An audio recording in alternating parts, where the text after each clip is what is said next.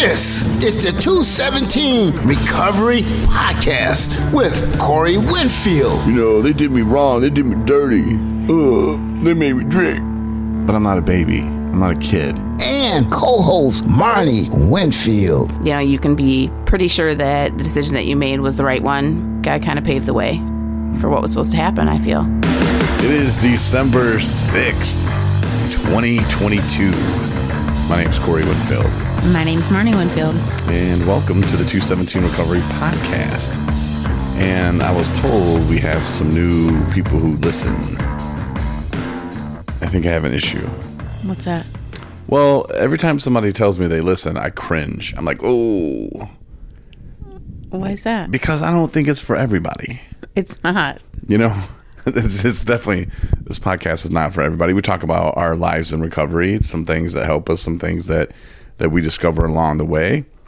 And people in active addiction, we've both said this many times, probably don't listen to us. And we don't really talk to those people per se. We talk to the people that are in early recovery, that are wanting recovery. Mm-hmm. And sometimes, you know, the relapse is part of addiction and relapse happens. But those people, hey, feel free to come back and listen to us, you know. And if you can get something that we're saying and kind of put it into your plan and it helps you, freaking great. And family members of people who have issues, you know, they listen. But I don't know that sometimes. I forget that. And I'm just off in Corey world talking about who knows what. And I just wonder sometimes if that, I don't know. I guess I shouldn't just worry about it and just keep doing what I'm doing because exactly. There was a woman I met the other night, yesterday, matter of fact. I did the family to family support group.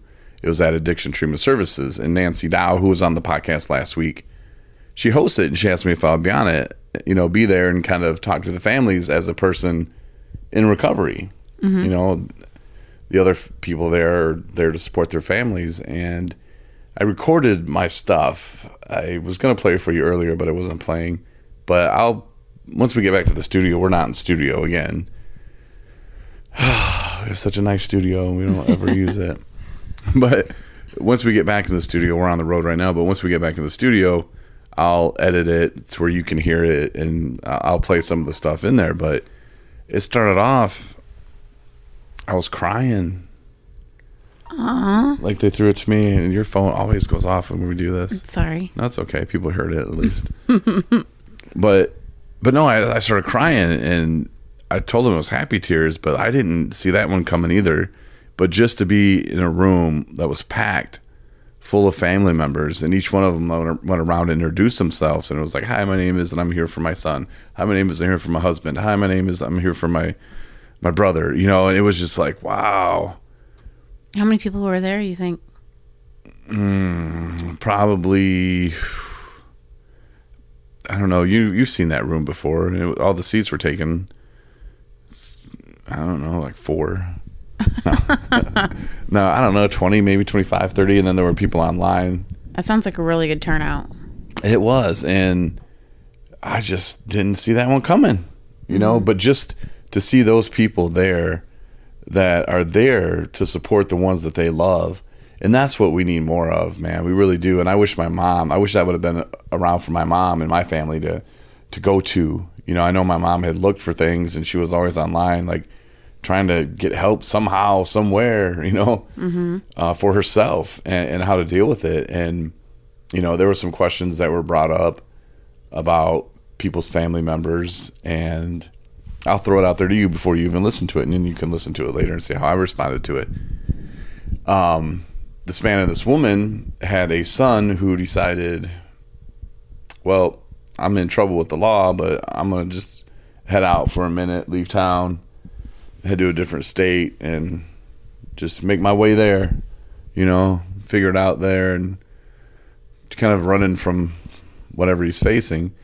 Well, now the person is out in some other state stuck.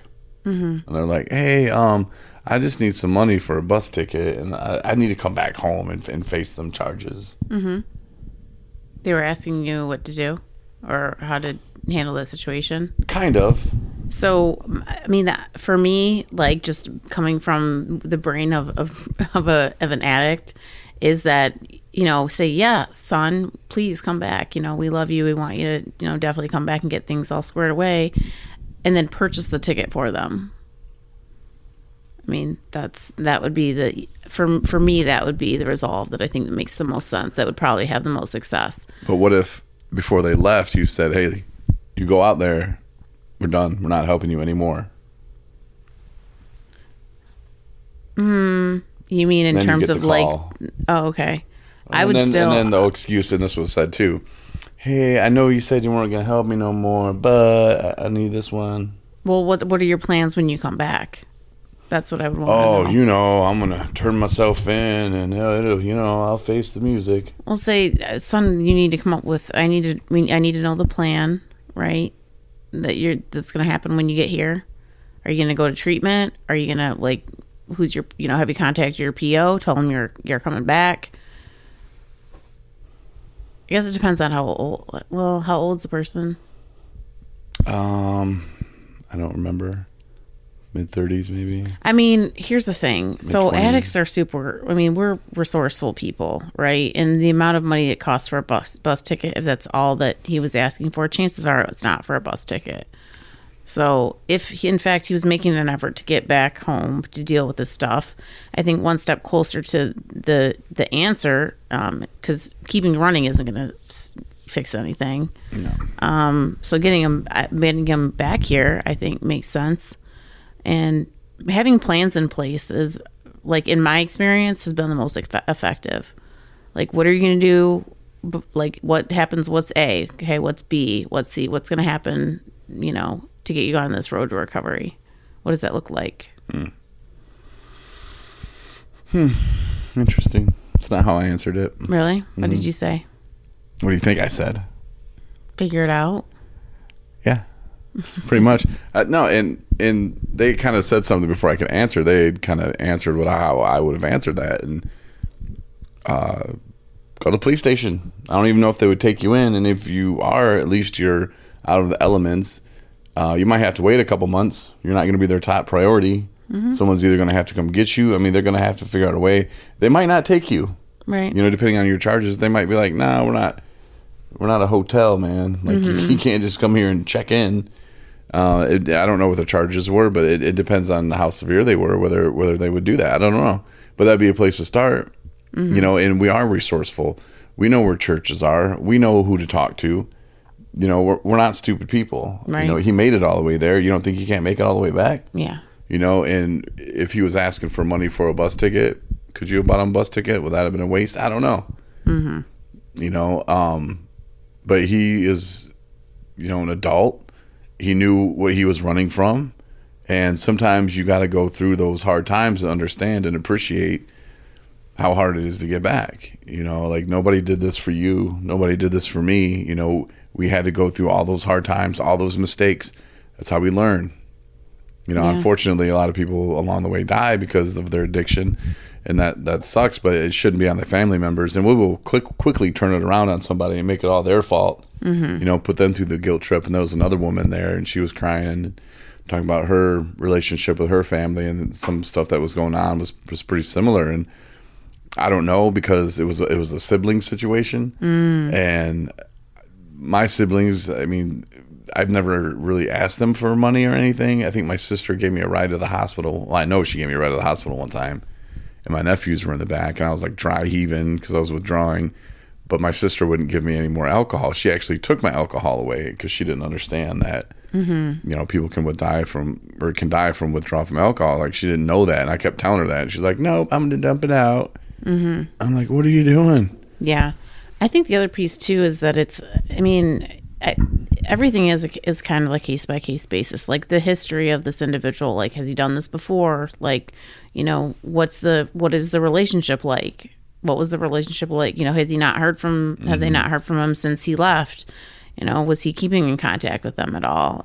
So, I mean, all different information plays a part, but at the end of the day, I mean, you're right. You need to take responsibility for your actions. I tell that to clients all the time, and I had to tell that to myself, right?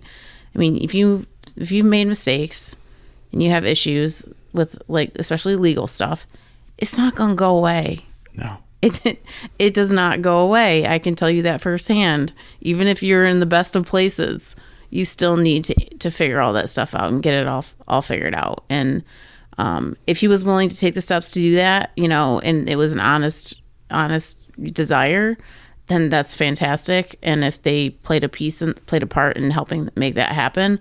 But you're right. I mean, there's so many unknowns when you're dealing with people that, you know, are active in their addiction. That was the other one I was talking about. Kind of did the same sort of, like, because you were saying about the first situation about, oh, are you going to come back, and are you going to go to treatment? Are you going to do that? We will lie and say, yep, whatever to get that money in our hand. Then we will deal with well, I said that because... I wouldn't put no money in his hand. Right, I'm just saying, even the bus ticket, you know, like, we will promise you whatever to get what we want. Mm-hmm. And then at the end of the day, are we going to live up to our promises? Probably not. We have a monster in our room.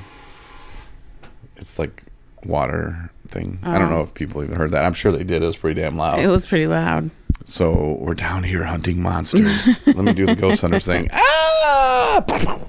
But no, there was the situation where I suggested, you know, laying down some boundaries within the family, you know, and tell them, like, look, my relationship with my husband, my relationship with my kids, that comes first. And it's got to, you know, and whatever guilt trip, oh, this is all your fault because of this and that, and oh, mom, dad, whatever, man.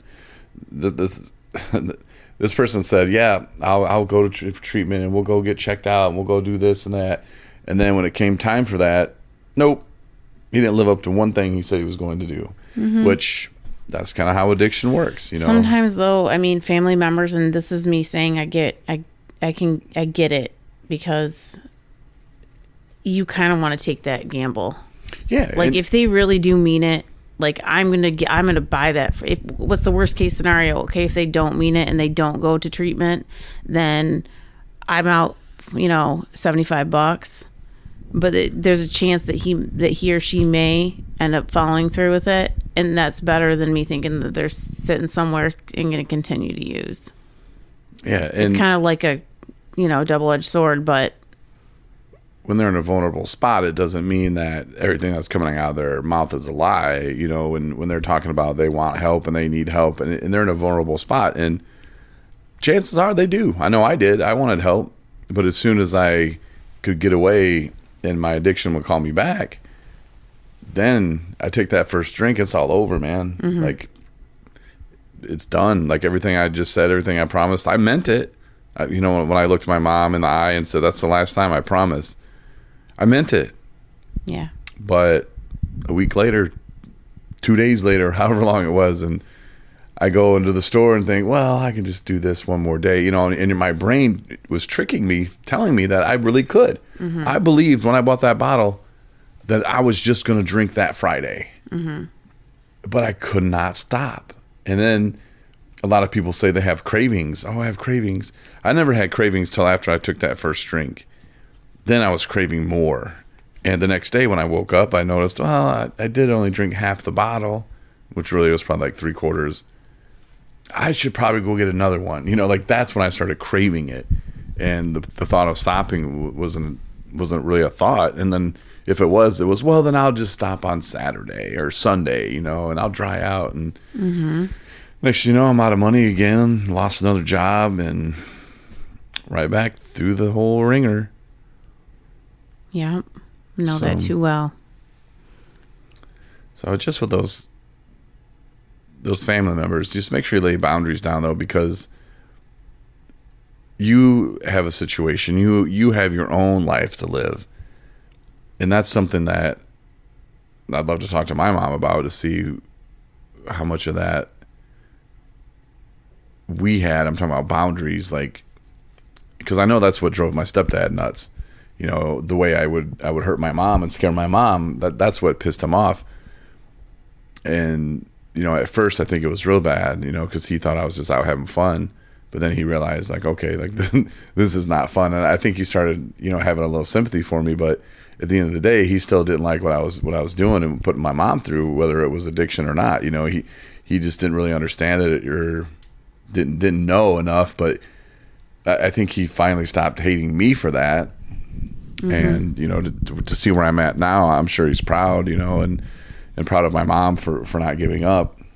But it's hard, but they have to lay that boundary down, because I'm sure a lot of families have gone through this where the wife or husband, one of the two, will pay too much attention to the kid and their whole marriage goes down the drain. Oh, absolutely. Like maybe they're not at a good place, but here's little Johnny going doing this again. And one of the parents is like, well, hold on, I got to deal with Johnny. And he's like, or she's like, whatever, which one is like, but we need to work on us, and you're never working on us. And especially if it's like a step parent, like my stepdad, he's just like, I want my wife home, but she's running around trying to take care of Corey and flying down to Arkansas. And I mean, it was nuts. But the stressor carries over into other people's relationships for sure. The whole family dynamic is upset when you have somebody in the nuclear family, or even, like you said, step families. That's all it can. It's disruptive, Oh yeah, I know. The thing that I love about the family to family program support group is that, there's, if you think about it, like so like Al-Anon has existed for a long time, right? And it's kind of along the same lines, sort of, like a support group for individuals, family members of, and this Al-Anon, obviously they're identifying with people who are alcoholics, but these days it doesn't necessarily have to be that. But the thing that I like about the family to family is it's educational. It's not just people coming in and just like complaining, and not saying that's what Al-Anon is. But it's very, I don't know. It's exactly that. And it's free, right? So when people can go to their therapists and talk about their problem kids, or brothers or husbands or whatever. But this is a place for family members to be all in the same spot and talk about, and help understand, our disease. Yeah. And not just go in and bash us and, talk crap about how terrible we are. Right. And they knew like every situation was different, and I wasn't saying this exactly what to do. This is what to do. I would just kind of say, am I going through it? I was asked about, the relapsing, and was it hard for me to get back up again and stuff like that? And how did I take that, and how did other people in my life respond? And it was tough,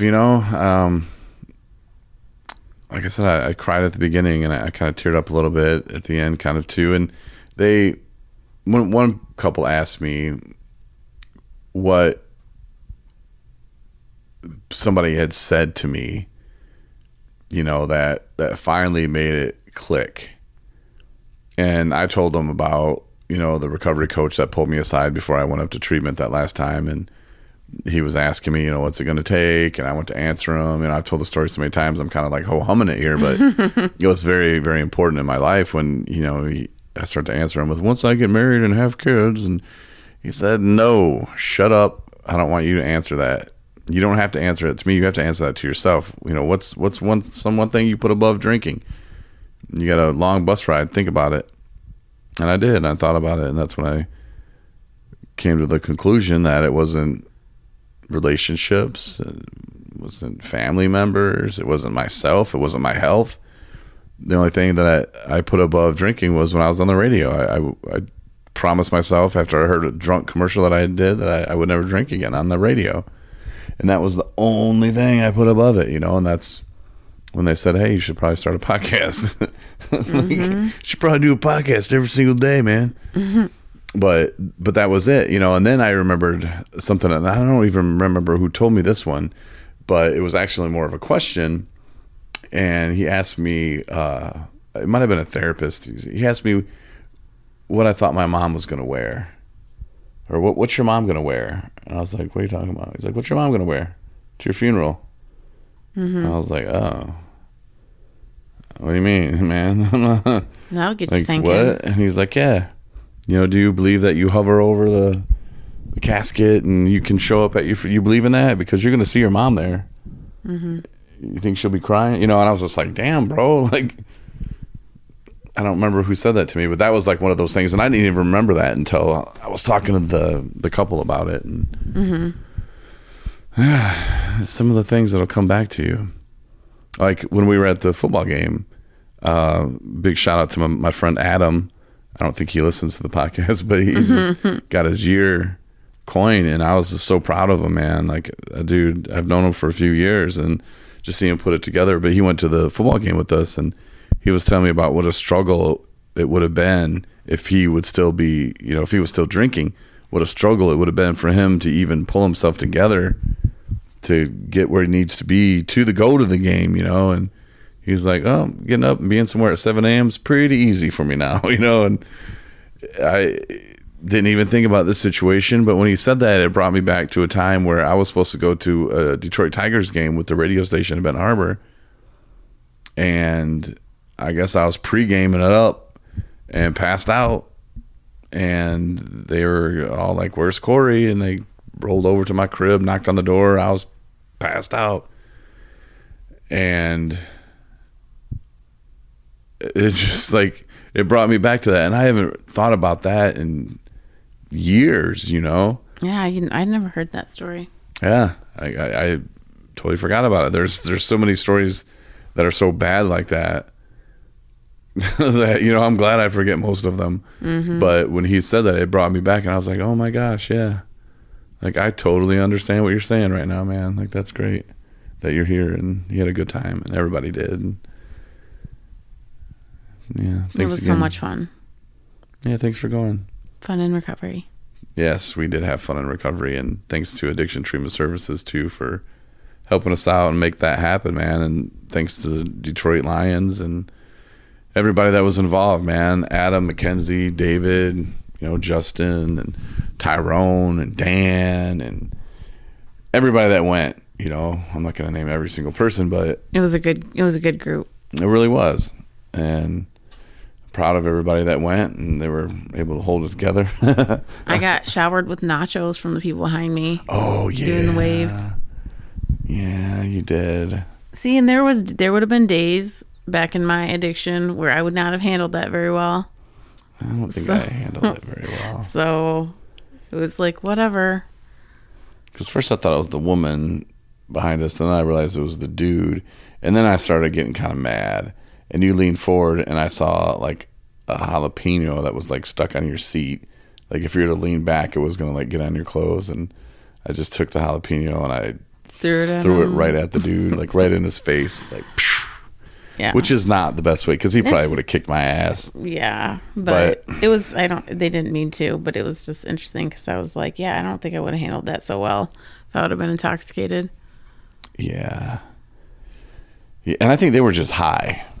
Probably because he had some stupid glasses on, and I didn't see any beer that they were drinking. I think that they were just really high.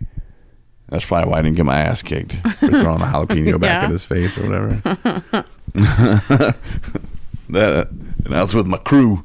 I don't know, but yeah, I could have handled that situation a lot better. And I thought about it immediately, like, oh, like I have to control my anger sometimes and not react. I'm always talking about not reacting, and yeah, like it's a practice. And I always tell people, try not to react, but it's something that I'm going to be working on for the rest of my life. Like, it's not one day I'm like, I got this reacting thing down. Yeah, right. It just doesn't work that way. In certain situations, sure, it's easier to kind of plan out how you're going to react to something, but progress, not perfection. So we're going to have to go to a lot of games, and I'm going to have people just throw nachos on you. And it's a practice. Torture therapy. Yeah. I got to beat it in my head that I got to not throw jalapenos back at people. Mm-hmm. Yeah. But anyway, back to what I started with is the people that listen now. I don't know. Every time someone says, hey, I listen to the podcast, I'm just like, oh, which one? Because some of them, they're so different. And some of them, I'm just out there. Yeah. And making jokes and having fun. And being probably inappropriate. Yeah, I was going to say, you were probably how you would call it, being inappropriate. But I guess if you listen long enough and you get to know me and you get to know Marney, you'll kind of just accept it. I'm not perfect, and nobody is really. Everything comes from a place of love and humor. Doesn't mean to hurt anybody's feelings. No, just try to have a little fun. Yeah. But that's all I have tonight, though, and welcome new people listening. Welcome new listeners. Yeah, we appreciate you. But have a good day and good night, and we'll talk to you on Thursday. Have a good night, everybody. Thanks for listening to the 217 Recovery Podcast. We hope you come back for our next episode.